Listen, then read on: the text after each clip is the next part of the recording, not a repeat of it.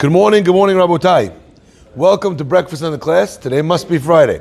Breakfast in the Class dedicated for the speedy and complete Refuah Shema of Iran Rivka Bat Esther and Yonatan Shalom and Victoria Sarah from Sheba Barzilai.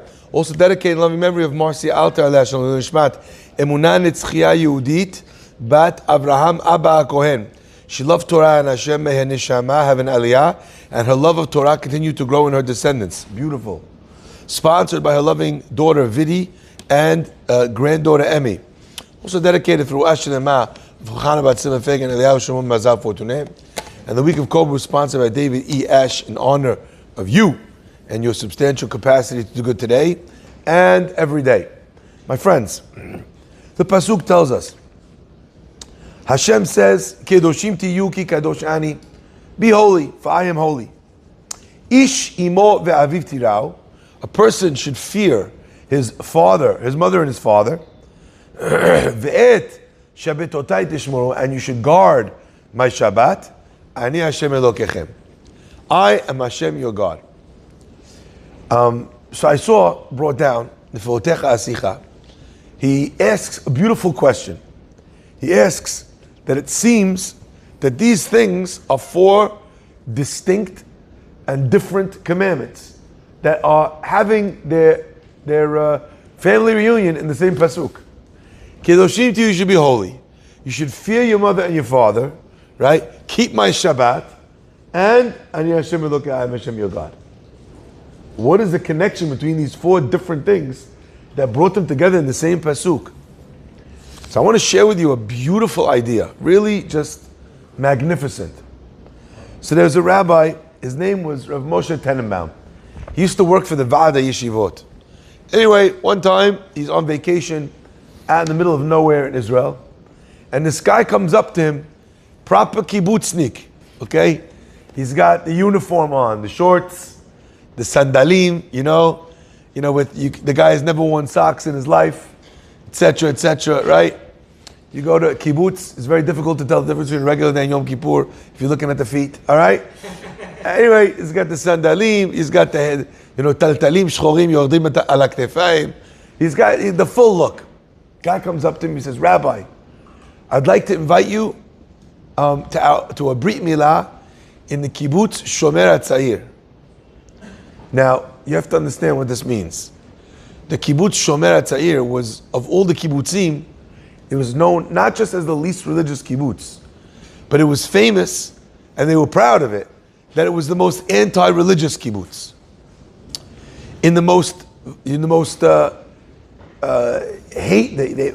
There was a hatred for religious Jews and for religion in this kibbutz, right? I'm not saying anything is anybody's fault, but this is the reality. The rabbi sees this guy he tells him he's inviting him to a Brit Milah in the kibbutz. He knows what he looks like as the rabbi. He's thinking to himself, well, they're going to invite me, they're going to beat me up, they're going to make fun of me. This whole thing's a joke. I'm going to get there. They're going to do a Brit Milah on a pig. Like, what's going to happen? What is this? Doesn't make sense. I don't know what's going on. The guy says, Rabbi, he sees he's hesitating. He says, please, I wouldn't ask you, a regular stranger, unless I needed you. You're number 10 for the Brit Milah. The rabbi hears this. He feels he has to go now. Especially, by the way, in general. If a person is ever invited to a Brit Milah, can't say no. Which is why the custom is that you don't invite people to a Brit Milah. You make them aware. You announce a Brit Milah. But you don't invite people, because when a person gets an invite, then they can't not go. Even if they have other important things to do. Right? They must go. So the rabbi feels the guy's invited him, and he tells him he's number 10. He goes to the Brit Milah. At the Brit Milah, he's looking around, who's the mohel? Some other guy walks in, sandals, shorts, doesn't have a kippah, puts a kippah on his head, does the Brit Milah. But the rabbi is quite impressed, because he's nervous that this is going to go south, very fast. But he's actually very impressed. This man, this kibbutznik, actually does an amazing job. Flawless Brit Milah. He goes up to him and he says, tell me, I see you do a Brit Milah like a pro, right? Where does it come from? And the guy tells him, I'll tell you the truth. He says, I came from a very religious family. When we came to Israel after the war, I lost everything. And now this is where I am. But how to do it in Brit Milah? It's like riding a bike. I got back on, I know how to do it. All right. The rabbi, very interesting. While he's standing there listening to this guy, this ex-Hasid, Mohel, in shorts and sandals, yeah?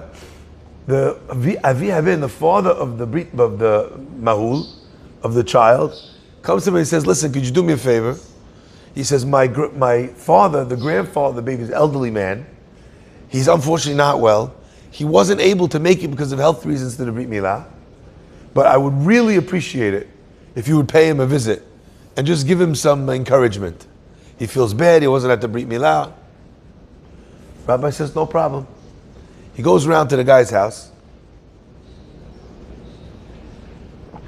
and he sees the elderly man is really not feeling well, he's in a wheelchair. So he comes up to me, congratulates him on the Brit Milah, Mabruk on your grandson.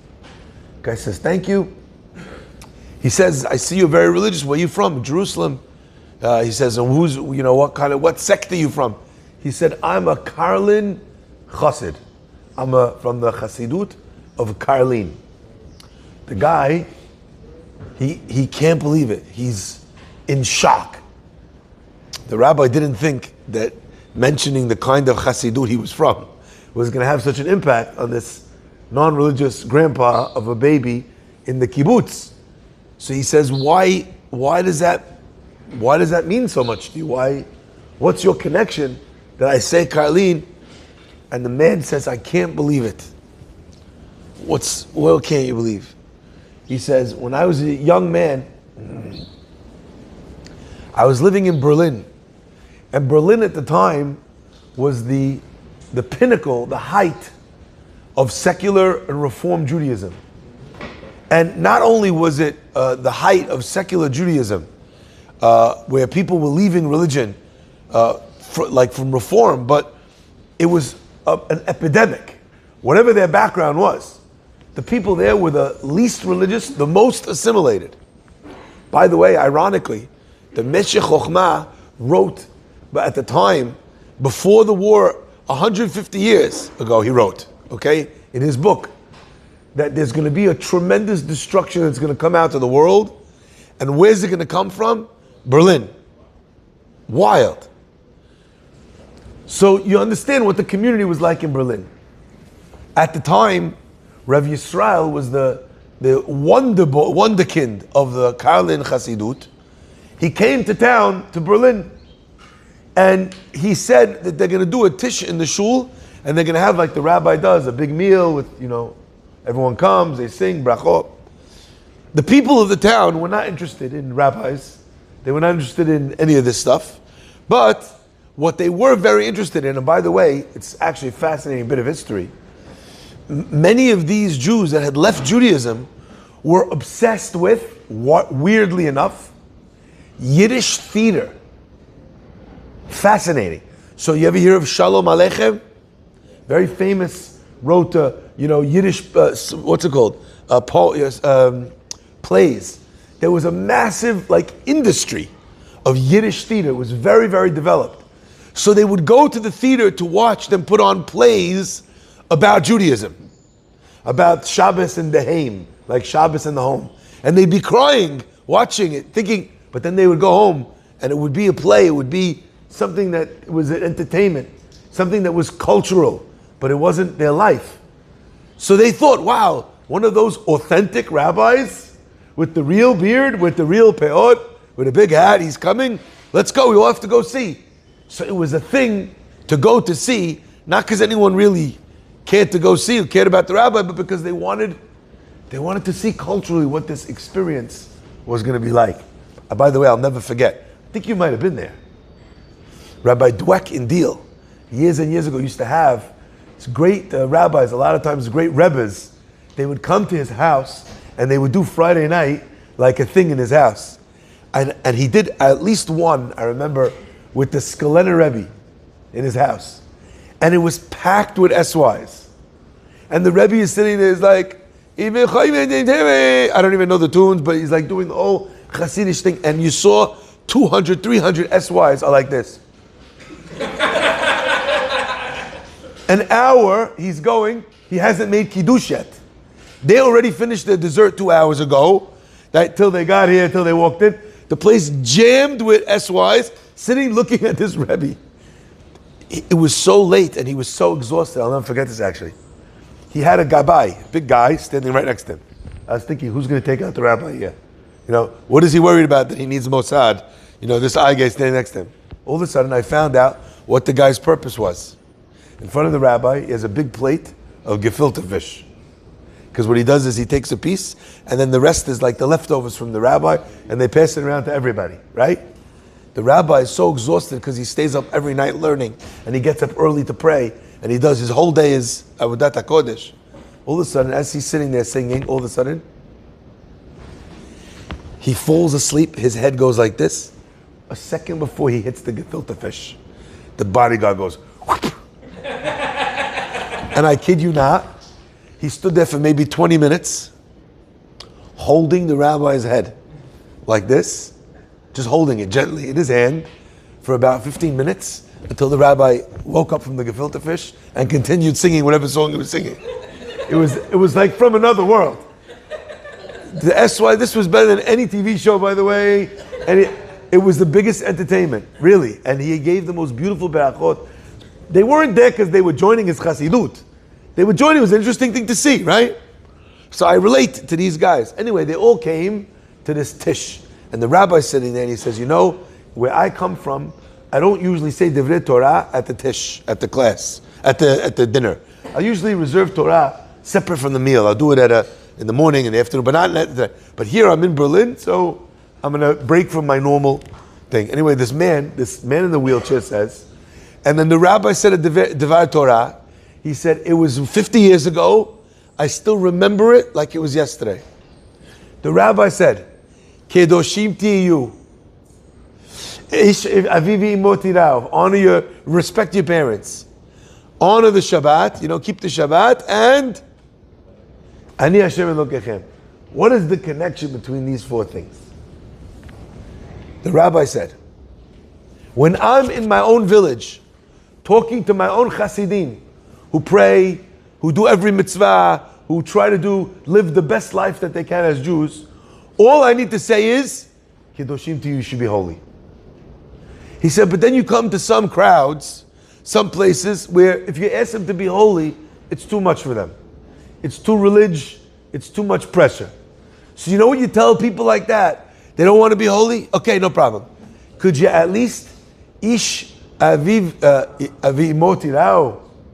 Could you at least could you at least have awe, respect for the things that your parents taught you? You don't know so much, fine. But whatever your parents taught you, whatever you saw in your own home, could you at least keep the traditions that you saw in your own home? And then he says, and then there's some places where to ask them to be as religious as their parents is still too much of an ask. In our community, much of the community is not less religious than their parents. It's more religious than their parents. Okay? But there was a point in time where it was the other way around, where they became less religious. So some communities, you ask the people, Ish, Aviv, Imov, Aviv, Tirao, live with respect for the way your parents brought you up, the way they taught you to behave. Some places, he says, it's even too much that. So you ask them, could you at least be Shomer Shabbat? The minimal, right? The most important thing for any Jew, Shmirat Shabbat. Could you be Shomer Shabbat? But he says, and then he stood up at the meal, and he addressed all the Jews in Berlin that were coming to see the spectacle. And he smashed down on the table. He says, but when I come to a place like Berlin, for the Jews of Berlin, I can't ask them to be like their parents. They are not. I can't ask them to be Kadosh. They are not. I can't ask them even to be Shomer Shabbat. They are not. So at the very least, he says, Ani Hashem Elokechem. Could you remember that there's a God in this world? That there's a Borei Olam? You don't want to do the other 9 commandments. Could you at least do the first one? Anochi Hashem Elokecha. I am Hashem your God. He smashed on the table. The man said, I was so shaken by the rabbi's conviction, by his strength, by the way he was commanding, talking to a Jew that couldn't do this, couldn't do this, couldn't do this. But at the very least, he says, at the time, I was engaged, I was supposed to be married. I had a non-Jewish girlfriend, we were supposed to get married. And I thought to myself, I'm not following in the ways of my parents, fine. You know? I'm not holy, fine. I'm not Shomer Shabbat, fine. But to walk away from a belief in God at all, that's too much. He says, I broke up with this girl, we called off the wedding, and he said, and today, the Brit Milah that you were at was because of that bang on the table of the rabbi from Karlin. So when you tell me that you're a Hasid from Karlin, you have no business in this place, that you attended the Brit Milah as a Hasid of the rabbi, all these years later, in middle of nowhere, on a day when you were not supposed to be here, and then you afterwards come to visit me, I feel like you're reminding me of the fact that all of this is in the zechut of your rabbi, the rabbi from Karlin all those years ago. And that bang on the table, that woke up something inside of my soul, inside of my heart. My friends, the reason why I'm sharing this idea is because I think that the Pasuk is communicating something to us that every parent needs to understand and inculcate as best they can. Sometimes, your child, your spouse, your friend, your community is ready to be asked for A++. And sometimes they're not holding there. So at the very least, don't be discouraged. Don't be discouraged. Don't think it's a zero-sum game. If you could ask of them, Ish Ivo Be'aviv Tirau, to at least do what they know, what they grew up with. A lot of times a person will feel, a rabbi, a parent, if the kid can't do it to the best of the way I would like it done, I'm not even going to bother. You don't want to come to shul on time? Don't come at all. That's not how it should be. At the very least, okay, could you do this? No problem. What happens if the person can't do what you raised them to do with? You think to yourself, you can't be kadosh, fine. Could you at least do what I raised you to do? You could feel the frustration parents feel. Is this how I raised you? But the kid is not there. So what's the next answer? The answer is, if they can't do what they were raised with, then at the very least, says the Pasuk, try to encourage them to be Shomer Shabbat. On a literal level, it means try to encourage your children. Try to encourage Am Yisrael to keep the Shabbat. But I feel that there's a deeper level, there's a deeper lesson in this next stage, if you will, of Shomer Shabbat. What does Shabbat mean? We say in the Pasuk, Ot hi le'olam, right? It's a covenant between Beni uben Bnei Yisrael, Ot hi le'olam.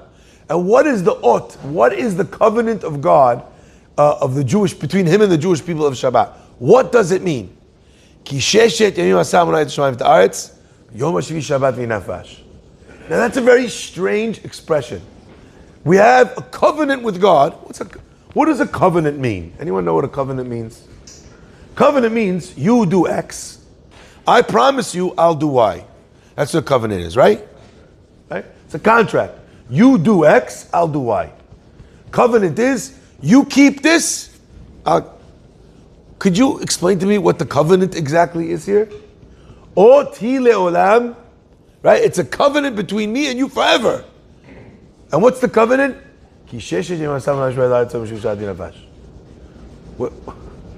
What's the if then in the sentence here? The covenant is that he did that? The answer is, my friends, that what God is telling you is, I promise you, if at least you could guard Shabbat and keep Shabbat, I promise you, the covenant is not that he did that he did it in 6 days and rested. That happened whether or not you do your part of the deal. Right? That's not a covenant. If you do this, my name is Shlomo. Even if you don't do that, my name is Shlomo. The covenant is, if a person remembers, Ki sheshet yamim asamanam mitzrayim v'aretz. B'yom hashvi shabbat v'nafash. If a person has that awareness, then God says, I will ensure that there will be a forever connection between you and me, between me and Am Yisrael. So the lesson over here is, HaKadosh Baruch Hu is saying, if they can't be Kadosh, let them do what they grew up with. If they can't even do what they grew up with, let them at least worry, connect with, build the relationship between them and Hashem.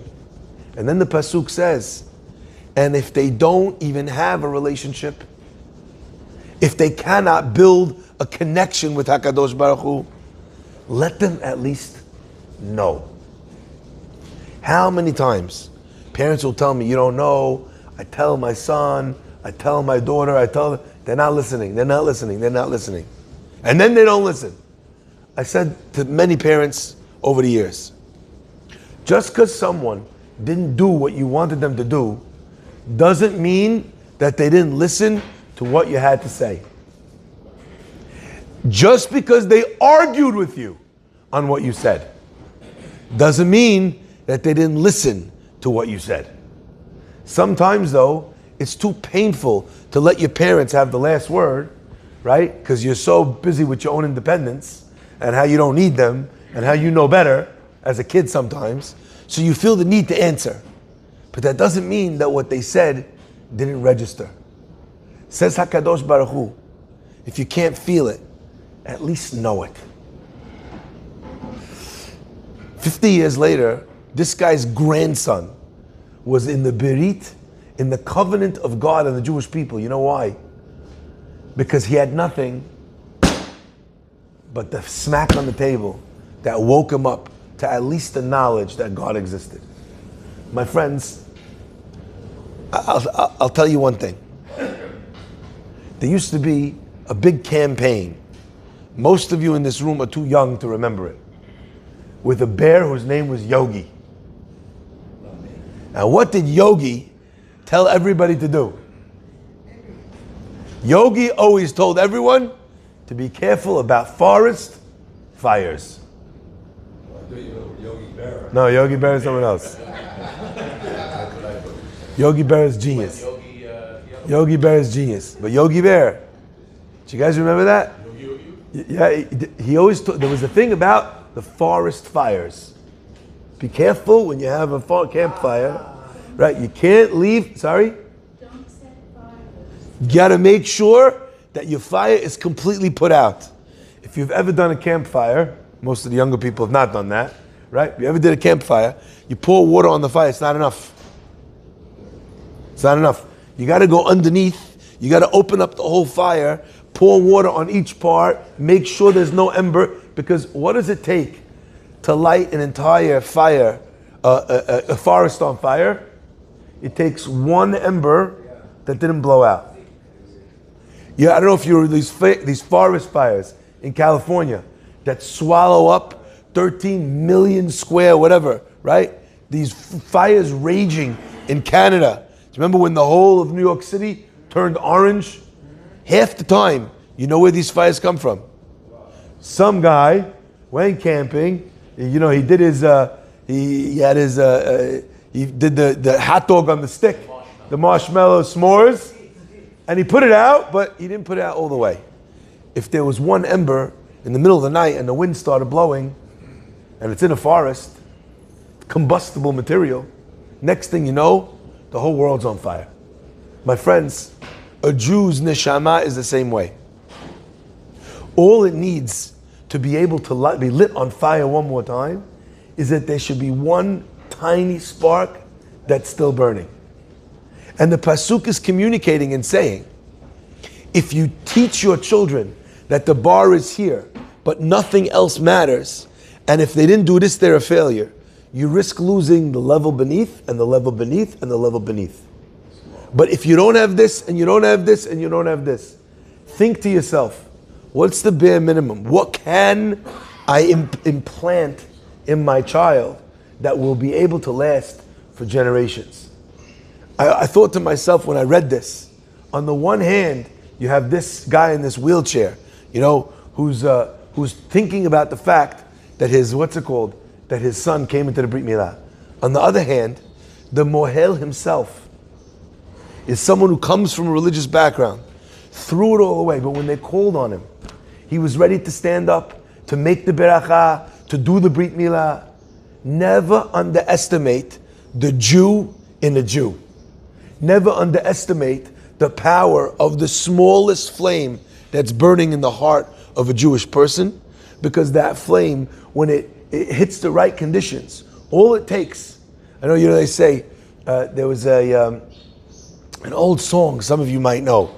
It was called, I Follow the Moskva. Anyone remember that?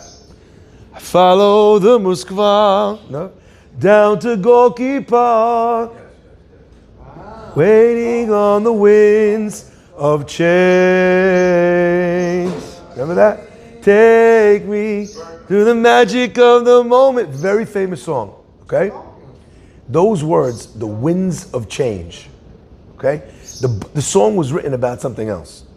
But we are witnessing in our time the winds of change. I sat next to a woman on a plane for 4 hours. She was talking my ear off. I didn't tell her I was a rabbi. I'm just sitting there. She sees I have a kippah. She launches into this thing and she says, I'm from Westchester and I don't have anything, and I have nothing to do with Judaism and I don't keep this, and I don't keep that, and my kids go to non-Jewish schools. She's just like vomiting all this at me. I'm like, okay, what do you want from my life? Right? On and on and on and on. Telling me how she wasn't Jewish at all. And anything that she did, and anything that... Anyway, she finally finishes. I was like, you finished? I said, yeah. I said, so why are you on a plane to Israel? She said, because all of that I told you was before October 7th. She said, and then all of a sudden, I thought all the African Americans, all the people in my school, in my community, who I marched with for Black Lives Matter, I thought they would march with me. Nobody marched with me. All the Asian community that I marched with when Asian women were getting pushed onto the subway tracks, and I marched with them. About hatred against it. I thought they would march with me. They didn't march with me.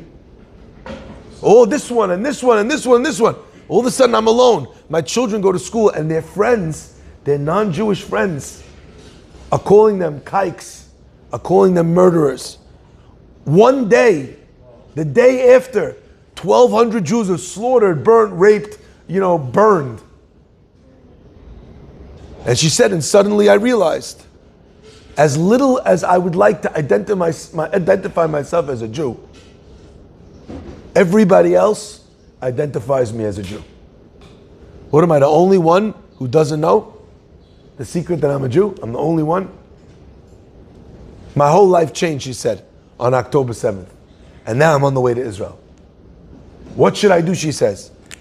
This is the conversation I'm having with a woman on the plane. How do I make sure that my children do not marry Goyim? One day it took. One day. The winds of change. And what happens when the wind came? The fire is a conflagration. It's taken over her whole life, her mind, her heart. She wants to go to Israel. She's going to learn. The kids are being pulled out of the school. She's doing this. She's doing that. You don't know. She's baking challah. I don't know what shape, if it's in the key or in the shape of a chuppah. I don't know what she's baking it in, right? But this woman is on fire. My friends, sometimes all we can hope to do is to ensure that the spark didn't go out. But that's not a small thing. And we should never be discouraged. Kedoshim tiyu. And if you can't do that, ask them, demand of them that they keep what they learned at home by their parents. And if they can't do that, try and bring Shmirat Shabbat, a connection with God. And if they can't do that, at least the knowledge of who they are. At least the knowledge of HaKadosh Baruch Hu. Because what they know at a certain point, when the winds of change come, becomes something that will change their life forever. Baruch Adonai Le'olam. Amen v'amen. Rabbi Chananya.